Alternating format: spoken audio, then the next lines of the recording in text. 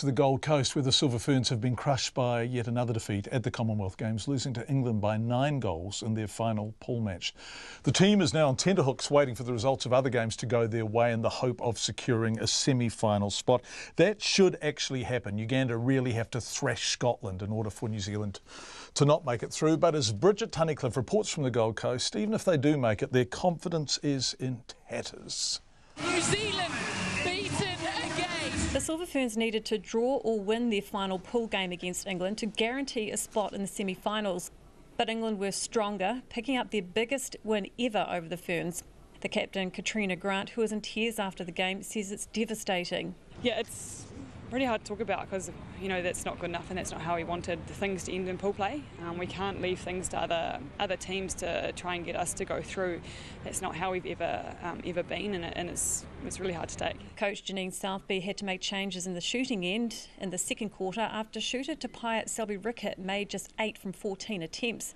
In came Bailey Mears, who only added 3 from 4 before she was subbed out in the final spell. Maria Folau had to carry the shooting load, and Southby says they can't win with just one shooter. Yeah, Maria took a massive lot of responsibility out there today, and she worked really hard in both positions to get available and put those shots through like we know she can do. And, there's 7 players out there and everyone's got to contribute to that performance against a team that's playing well. Uganda could edge the Silver Ferns out of the semi-finals if they beat Scotland by a hefty margin. While that's unlikely, it's not out of the question given some of the surprising results so far.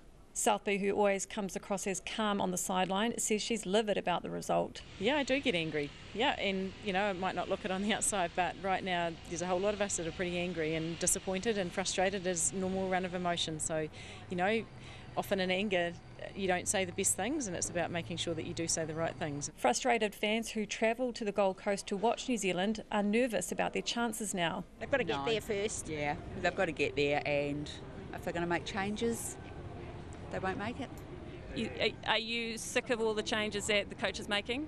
Absolutely sick of them. They're lacking in confidence at the moment, making a lot of silly errors sort of thing, not their usual selves. Even an Australian netball fan had some sympathy for the Silver Ferns. Well, yeah, how are they going to be treated back home?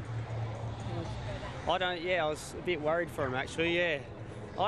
They're not a bad team, are they? They just didn't shoot well today. Katrina Grant has been part of the team for a decade and admits this is the most difficult period she's experienced. It has been really tough at the moment because we've never been in this situation before, and it's really hard, and we just got to keep getting the girls up, and we need to really pull together. It's not over, and we need to make sure it's not over and do everything we can. If New Zealand do make the semi-finals, they are likely to meet Australia, making it very difficult for them to make the gold medal match. Let's go now live to Bridget Tunnicliffe, who is going to beam in, we think, from the Gold Coast. Bridget, there you are. We can see you. Looks like a rather glorious day across the ditch. It's lovely to have you with us. Can you tell us what has to happen in the Uganda-Scotland game in order for the Silver Ferns to make it through to the semis? Yeah, okay, so that game starts at 6 o'clock, and Uganda have to beat Scotland by a huge margin to knock the Silver Ferns out of the semi-finals. There isn't a magic number, it's a little bit complicated, but I'm told around about 37 goals, but it's a little bit more complicated than that. But around 37 goals, and Uganda can knock New Zealand out of the semi-finals.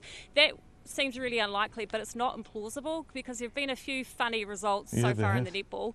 Just to give you an idea, England beat Uganda by just 6 goals. England also beat Scotland by 46 goals. So if you look at it like that, it's possible.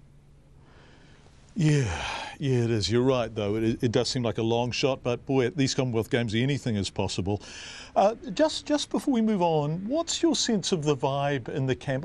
I felt like watching the game, and I'm here and you're there, but I felt like they were playing with a real weight on their shoulders. I mean, it just looked like it wasn't even anything close to being fun for them. Are they under enormous pressure, the Silver Ferns team? Yeah, I think they are. To be honest, I think they're pretty miserable right now. For the past, say, 2 or 3 years, the Silver Ferns haven't been great, but the last 6 months they've completely unravelled. And today, when you saw the England team come off at the at the quarter break, at the halftime break, that the England players, you saw them pumping their fists, they were huddling together, they were just so enthusiastic. I feel like the Silver Ferns, maybe they're overthinking things, and the losses that they've had building up to this, their confidence is completely shot. Yeah, boy, you could see that. Hey, some good news, and this is a bronze medal in the boxing. Tasman Benny, I think it's the first ever medal for a New Zealand woman at the Games, isn't it? In boxing. Yeah, it's true. So Tasman Benny, she's the first New Zealand woman to win a boxing medal at the Commonwealth Games. So the 19-year-old claimed bronze in the women's 45 to 48 kg division. So Benny actually lost to Northern Ireland's Christine O'Hara today. But in boxing, there are no bouts to decide the third place at the Commonwealth Games, so meaning she collected New Zealand's 8th bronze medal. Also, Benny's New Zealand teammate Troy Garton is guaranteed at least a bronze, having advanced to the semi-finals in the women's 60 kg division. And let's hope we're likely to win more medals in the boxing. We've still got David Nika, who's very much in the hunt, and Alexis Pritchard. Bridget Tunnicliffe joining us live from the Games. Thank you very much indeed, Bridget.